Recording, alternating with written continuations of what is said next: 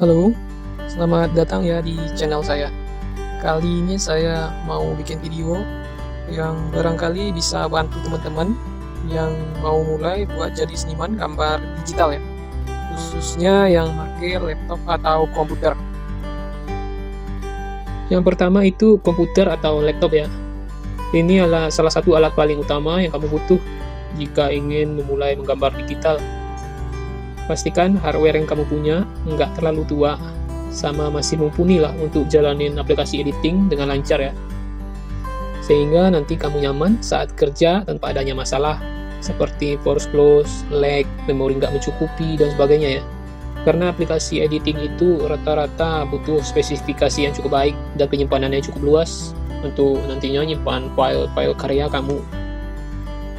Terus pastiin pula RAM kamu nggak terlalu kecil untuk multitasking nantinya, soalnya kamu bakal sering cek Google buat cari referensi, atau nggak menutup kemungkinan kamu bakal kerja sama 2 aplikasi atau 3 aplikasi sekaligus. Yang berikutnya itu tablet grafis.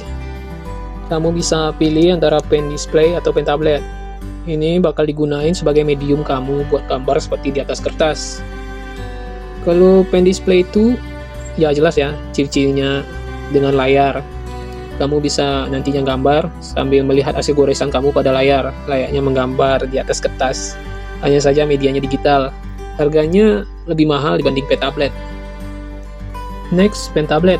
Fungsinya sama seperti pen display, hanya saja kamu harus melihat pada layar komputer ya. Sama aja, ini seperti pengganti mouse lah. Untuk ukuran pen tablet atau tablet grafis sangat bervariasi ya. Saya nyebutnya ada 3 ukuran. Yang pertama yang kecil, kemudian medium, yang ketiga large atau besar ya. Itu biasanya harganya tergantung ukuran. Makin besar area aktif buat ngegambarnya, biasanya itu makin mahal. Sama kayak pen display juga gitu, biasanya makin besar ukuran layar itu juga makin mahal. Harganya bervariasi ya, yang harga 300 ribuan kalau nggak salah juga ada, sampai puluhan juta itu ada ya. Tips buat kamu yang pengen milih pen display atau pen tablet, jangan maksain budget lah, apalagi buat yang awal-awal ya. Sesuaiin buat kantong kamu, contohnya yang mahasiswa, anak kos, atau mau nyoba dulu ya. Punya barang second atau tablet grafis second itu juga nggak masalah ya, nggak buruk. Kamu juga bisa nyari barangnya di internet, barangkali kamu dapat barang second yang bagus sih. Terus tentukan gimana kamu bakal makainya atau kerja makainya. Apakah kamu akan sering bawa-bawa ini tablet grafis keluar, atau kamu coba kerja di meja, atau khusus ruangan belajar kamu saja atau ruangan kerja kamu saja. Tentu ukuran sedang bakalan ngebantu ya kalau buat kamu yang punya mobilitas tinggi atau sering bawa-bawa tablet grafis gini. Next, tentuin area kerja atau meja kamu di mana kamu kerja. Area kerja itu penting ya, dimana misalnya kamu punya meja nih, ada bagian untuk letak layar komputer kamu, keyboard, mouse, sama barangkali ada yang naruh PC kamu di atas meja. Terus kalau kita kerja biasanya, kalau saya pribadi itu ada minum, saya suka minum kopi, saya taruh samping, kadang ada juga cemilan. Kadang kalau kita ngegambar, kita juga butuh itu model ya. Model gambar atau objek buat gambar, itu bakal ditaruh di atas meja. Pastiin kamu bijak ngambil ukurannya. Satu hal yang tambahan mungkin perlu kamu pertimbangin lagi itu ada tombol shortcutnya. Di macam-macam merek tablet grafis itu kadang ada yang polos, nggak ada shortcutnya. Bahkan ada yang nambahin tombol shortcut, tombol-tombol bantuan lah. Ada 2, ada 4, bahkan ada yang tambahin scroll untuk zoom out, zoom in juga. Jadi kamu juga harus pertimbangin hal ini buat kamu kerja.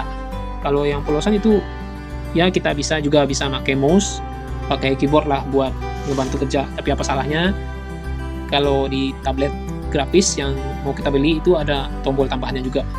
Ada satu lagi nih, kalau pen tablet atau tablet grafis itu ada yang namanya pen pressure atau tekanan saat kamu pakai pennya buat ngegambar. Pen pressure-nya ada beragam, dalam jangkanya beragam ya. Biasanya makin tinggi itu pen pressure-nya, sensitivitasnya itu makin bagus. Sama seperti barang elektronik lain ya, tablet grafis itu juga punya kastanya lah, harganya mulai dari rendah tingginya. Kalau tablet grafis itu yang mahal biasanya Wacom ya.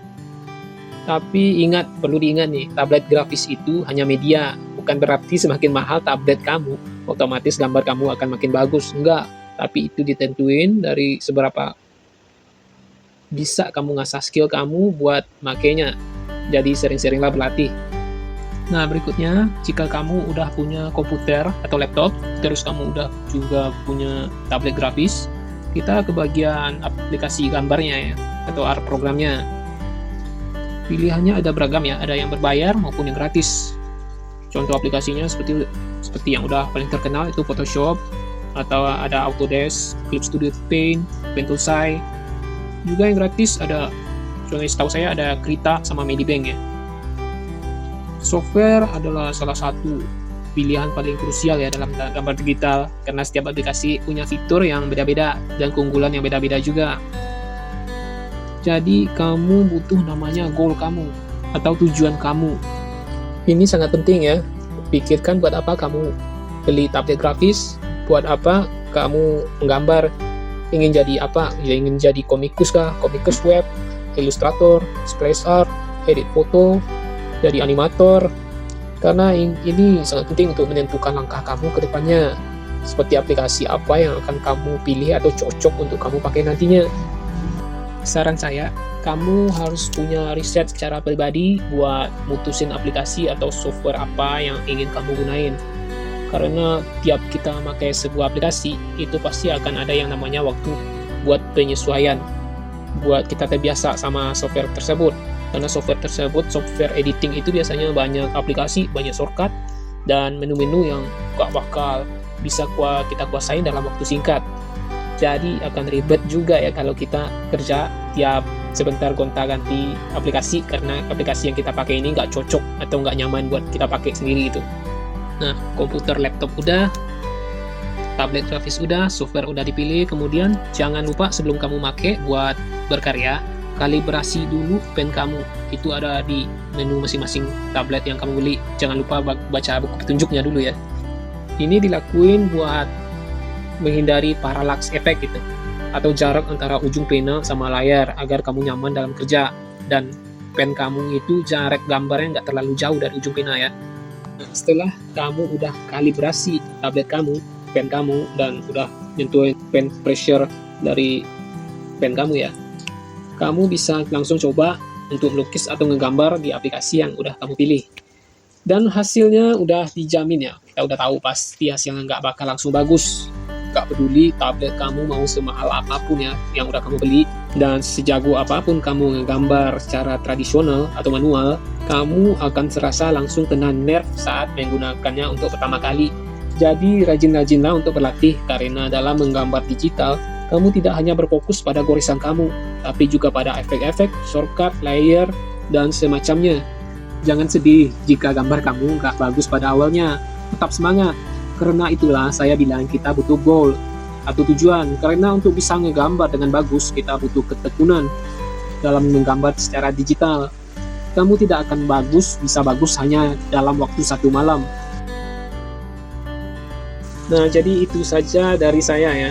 Terima kasih buat yang udah mau nonton atau nyari referensi. Ya, video ini saya buat dengan alat seadanya aja ya, dan waktu yang singkat. Jadi maaf kalau ada salah-salah dalam pengucapan atau suara saya yang nggak enak untuk didengar. Ya, maklum aja, saya mohon maaf ya. Jadi like jika kamu suka video ini, atau komen di bawah, atau saya juga bakal senang kalau kamu mau subscribe ya. Terima kasih dan selamat berkarya.